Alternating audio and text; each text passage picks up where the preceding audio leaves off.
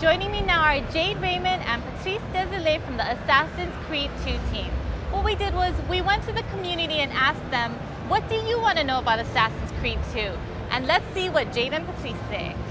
So first up is an appropriate question from BDog923 from the UK. Now, Assassins 1 sold a zillion copies, but now what's going to happen? Will there be more missions, a wider variety in the structure and the storyline? I think I can jump in on this one.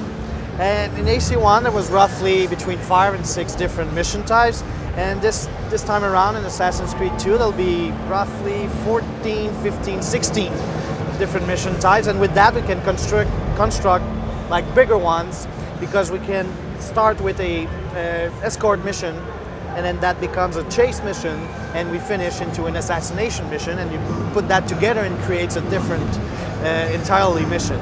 And we got rid of the entire structure of the first game where we had the investigation part and then you had the assassination parts. That's gone. Now the world is open with mission givers and people you meet, and they will give you mission to go to. We roughly right now have around 200 different missions in the entire game.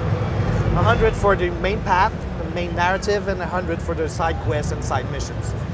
So I guess it's like totally different and way bigger than AC1. Yo-Ya from France wants to know Assassin's Creed 1, Assassin's Creed 2, what's the link? And Desmond, Ezio, and Altair, how are they interrelated? Well, this is actually a really interesting question, because we've made the link and really explained that whole backstory in the PSP game. So we're making a PSP game which continues Altair's adventures, and in it you will understand, if you play that game, you'll understand the link that happens in Assassin's Creed 2 on the PS3, Xbox 360, and PC version. So there's of course Desmond Miles, like you said. He's the guy who's going to be there in every Assassin's Creed game, and you're playing a different ancestor of his. This time the ancestor is called Ezio, living during the Italian Renaissance. A different guy, but some of the same traits, and you're going to find out some links between them in Assassin's Creed 2, but also the source of where Ezio comes from in the PSP game. Tell us about Ezio, and how did you come up with the character? What's the background with him? Well, Ezio is a young Florentine noble at first, so he's not an assassin. Something will happen to him, and he will have to become one. He will have to learn to become an assassin.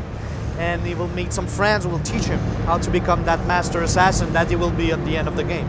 We wanted to have character progression this time around. In the first game, starting with the master assassin, it was tougher for us to make a story about someone who's learning and then teaching the player. So we wanted a character that is he has as many knowledge of being an assassin as the player. When you pick up an Assassin's Creed game, you want to become an assassin. So we say the main character has to be in the same emotional state as the player.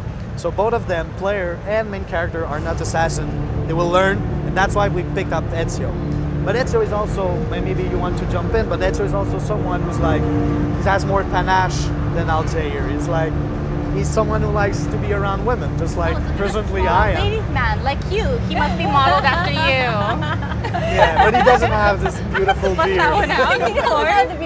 Yeah, and the other thing, of course, that we kept consistent, Ezio is a really cool name, I think. It's got kind of got that edginess. Like I almost like, yeah, Ezio. You could be like, but it also means bird of prey, eagle. Kind of, it continues the whole thing. So Altair was bird of prey in Arabic, and now Ezio is the same meaning in Italian. So when the team found that name, we were like, that's it. Perfect. It's a cool name, and it follows in the line. So there's a lot of new to the character, but we also kept a lot of the great stuff about Altair that worked. You know, we're not going to